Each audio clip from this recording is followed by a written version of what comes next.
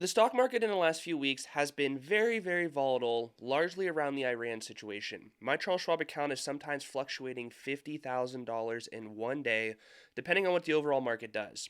But there's a silver lining to this. Volatility is opportunity. And we're going to talk about this so that you can get yourself in the right state of mind to not freak out with the volatility like most people do, but to capitalize on it. And a few stocks that I'm looking at right now to allocate to that you could potentially make a lot of money with. Now, the first thing that we have to talk about is what the actual NASDAQ index is doing because most people are missing the boat on what this is actually doing right now and what this means to make money in the stock market going forward.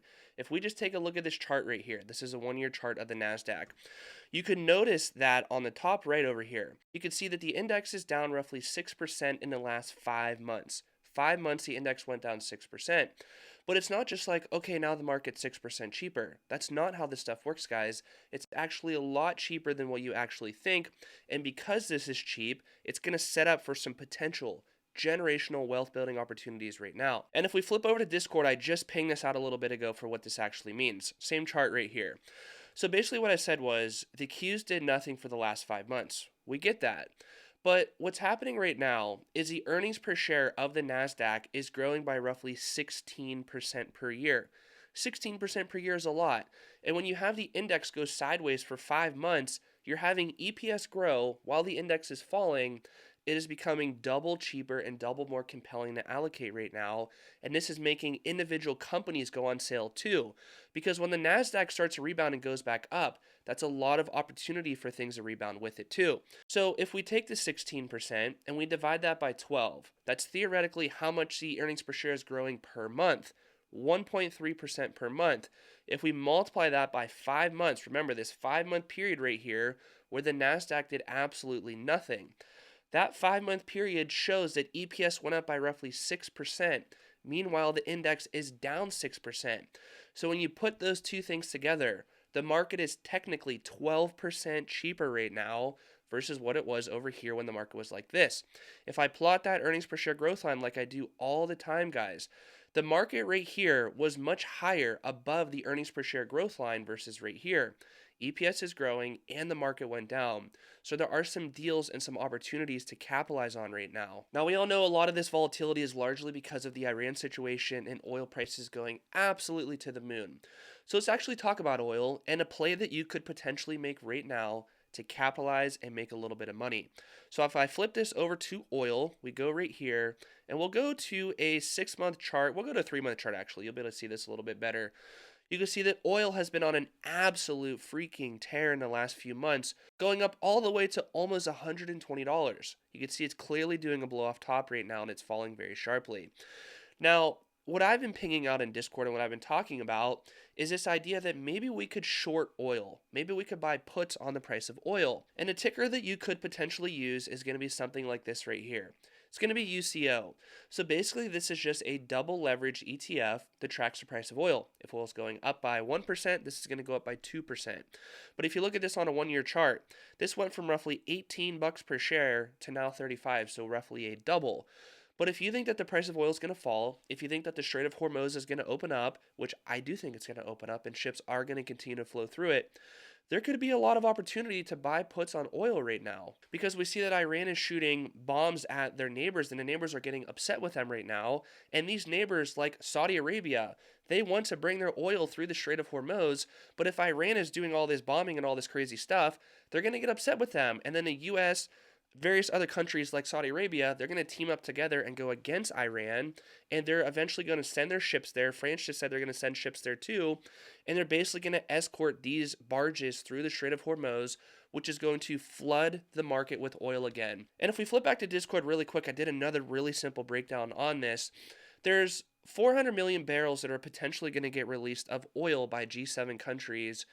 And when they release this, this is going to be a pretty big needle mover.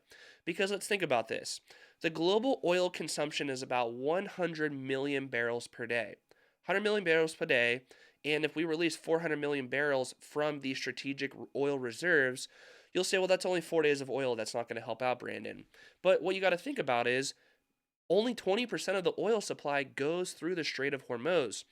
So just building more conviction and buying puts on oil, I'm just building into it right here with you. That is the global demand, remember. So if we take 20% of the 100 million barrels total in a day, that means that roughly 20 million barrels flows through the Strait of Hormuz on a daily basis. So if we take 20 million barrels and then we divide that by 400 million that might get released, that is now 20 days of oil supply, and we could send nothing through the Strait of Hormuz. So, in my opinion, of course, there's still going to be oil that flows through the Strait of Hormuz. Basically, any company or barge that is not affiliated with Israel or the US, it's viewed as safe to go through. So I think that this oil thing is going to get blown out of proportion. And when oil prices start to fall, which they're clearly falling right now very, very sharply, the market's going to take a little bit of a breather. The market's going to calm down and say, hey, maybe we shouldn't be going down so much. Maybe we shouldn't be going straight down like we've been going straight down. And that's why you're seeing a very sharp rebound in the Qs today, because they opened up very low and then they rebounded pretty sharply. The market's realizing that, hey, I think we're getting this a little bit wrong. I think we're being a little bit irrational right now.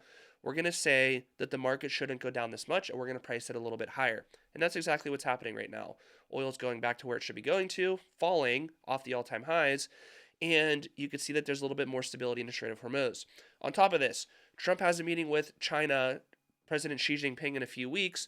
You would think that they're going to talk about how can we resolve this situation right here. I would be pretty shocked if there's no concrete resolution by then. Now, how do we allocate in our portfolios besides this speculative play, like I said, to buy puts on oil, basically just betting oil is going to go down in price? There's various companies that I'm looking at right now that I do feel like are relatively compelling. And sorry that I sound like crap, guys. I almost didn't even record this video, but I feel like the information was really important to get out. But obviously, Nvidia is one company that I feel like is a pretty much table pounder opportunity right now. If you just take a look at it, the stock's been really doing nothing. Trailing P ratio is 36. Earnings per share is growing very strong. Revenue is growing very strong. I think there's a lot of opportunity to allocate to Nvidia right now.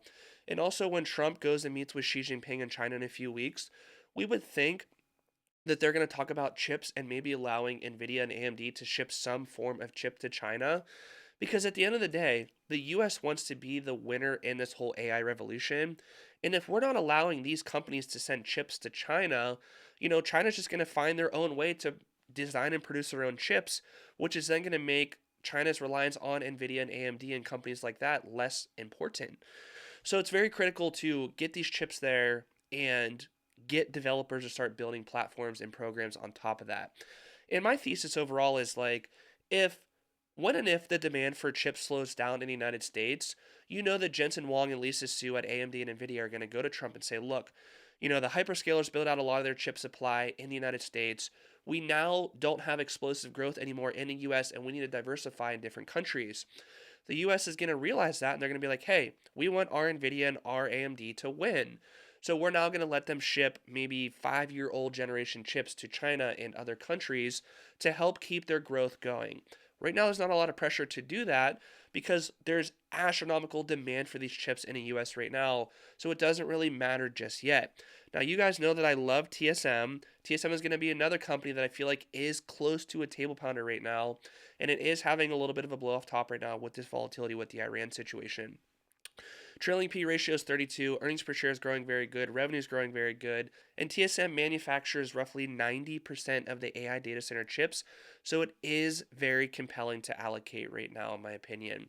Now, as for ETFs, you guys know that I love the S&P 500, you guys know that I love the NASDAQ, and I know you're like, oh, Brandon, I get it, I don't want to allocate to that stuff, whatever, but at the end of the day, you can't deny these returns right here. You cannot deny how well the S&P 500 did in the last 5 years, and this is ticker VOO, by the way. If we throw this on a chart, we go from right here to right here. In the last 5 years, you could have done nothing, a brainless thing of buying the S&P. You'd have did 71% in a 5-year period by doing nothing and having a diversification of 500 different stocks. And when you think about this, the vast majority, over 90% of all investors, retail, hedge fund, whoever, they do not outperform what the S&P 500 does in a long-term basis. Most people did not even outperform this brainless thing right here. And if we flip this over to the NASDAQ right here, if you look at the 5-year returns of the NASDAQ, it's even better than that. If we go from right here to where the NASDAQ is right there, 91% in the last 5 years is very, very strong. Now, in my opinion, the NASDAQ and the S&P are getting very close to intrinsic value. If I were to plot the earnings per share growth line on the NASDAQ, it's going to look something along the lines of this right here. So you could see that the NASDAQ was undervalued right here, and up here it was clearly overvalued, but now we're getting more to a reasonable valuation level right now. So what I'm going to start to do in my main Charles Schwab account is I'm going to start to sell 2-year portfolio secured puts on the NASDAQ if it falls a little bit more. And I'm going to take that cash flow and just buy more shares of the NASDAQ. It's that simple. But I'm not going to have the cash drag of doing a cash secured put. I have no cash in my account. It's fully invested. So I sell the put, take the cash flow, and allocate it. And as you know, as earnings per share grows and goes up and to the right, the index and the stock is going to follow that in the long term. So if I go pick an expiration date that is somewhere out here in like 2028 and I go somewhere maybe like a 550 strike, earnings per share is going like this. I'm picking a strike price and expiration date down here. It's very unlikely the Qs are going to expire in the money if I do that trade right there. On top of that, if I were to happen to go in the money, I could just go roll the contract down and out, or I could just take assignment of those shares that are ultra compelling, ultra cheap, and ultra, the future expected returns are probably really good for that. And if we just again take a look at this chart right here, because it did update a few days ago, the red line's the S&P 500 and the blue lines are the price earnings ratio levels that it's trading at. You can see that we're getting away from the 25p ratio, which is what it was in 1999-2000, a big crash came, and we're getting closer to a 20 for the P ratio level, which is better, it's cheaper, it's safer, and it's more compelling. So while most investors are freaking and panicking and stressing that the market's falling, I'm getting excited because it's becoming cheaper, it's becoming safer, and more opportunities are popping up right now. The future expected returns for the S&P and Nasdaq go up as the PE ratio goes down, usually speaking right there. And it matters so much where the S&P and Nasdaq valuation is at because it sets the tide for everything. If these indices are going down, it's going to be hard for Nvidia to go up, TSM to go up, AMD, Broadcom, whatever. We need the S&P and Nasdaq to take the next leg higher for those individual companies to take the next leg higher also. So as valuations are coming down, I'm becoming more bullish and more compelled to do more trades. Now, of course, I always have my ratios in check. If the market were to fall 40-50% from right now, I'm going to be just fine. You saw after the 2008 financial crisis, the market fell to a PE ratio of 10, and right now we're at a P ratio of roughly 22. So if we fall by 50%, our P ratio is going to be roughly 11, which is not unheard of. P ratio back here was close to that level. P ratio here was at that level. So the market can totally fall 50% from right now. Totally not saying it's going to, and I don't think it's going to happen because earnings per share growth is very strong. The economy is doing okay. The labor market's definitely weakening, but overall it's okay. And interest rates are on their way down as inflation falls. So I feel like right now is a good time to start allocating. Of course, keep your ratios in check, keep your emotions in check. And we now have a little bit of room for price earnings ratio level expansion from this level right here. Because down here, the market went up so much and so fast because of two things: strong earnings per share growth, which we have that right now, but also price earnings ratio level expansion. S&P 500 went from a P ratio of 10 to like 24 up here. That's over a double of the index simply because you're paying double for the same amount of earnings. Like down here, the water bottle example that I always do. Down here, this water bottle, you paid $10 for it, and it threw off $1 per year in profits. So you essentially get your money back in 10 years. But up here, you're paying $22 for the water bottle and throwing off $1 per year in profit. So you're paying more for the same dollar of profit because we're expecting those profits to grow very fast, largely because of AI and interest rates going down and the economy doing okay for now. So overall, this volatility with Iran, I feel like the market's always going to climb a wall of worry. Down the road, it's not really going to be that big of a deal in my opinion. This is not going to be a World War III. Simply allocate to good companies at good prices, hold them for the long term, and only do stock options on ultra highly convictive setups. Options are just a way to magnify something. So only use options when you are ultra compelled, ultra confident that you feel like a stock is going to go up and to the right in a certain amount of time.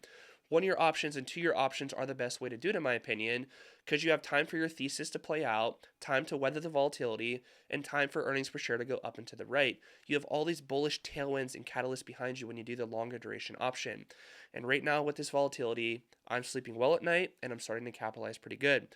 So that being said, this is a video again. Sorry I sound like crap, but I wanted to get this info out to you guys. I'll see you guys in the next one. Watch this video right here if you want to learn more about my option system. See you there.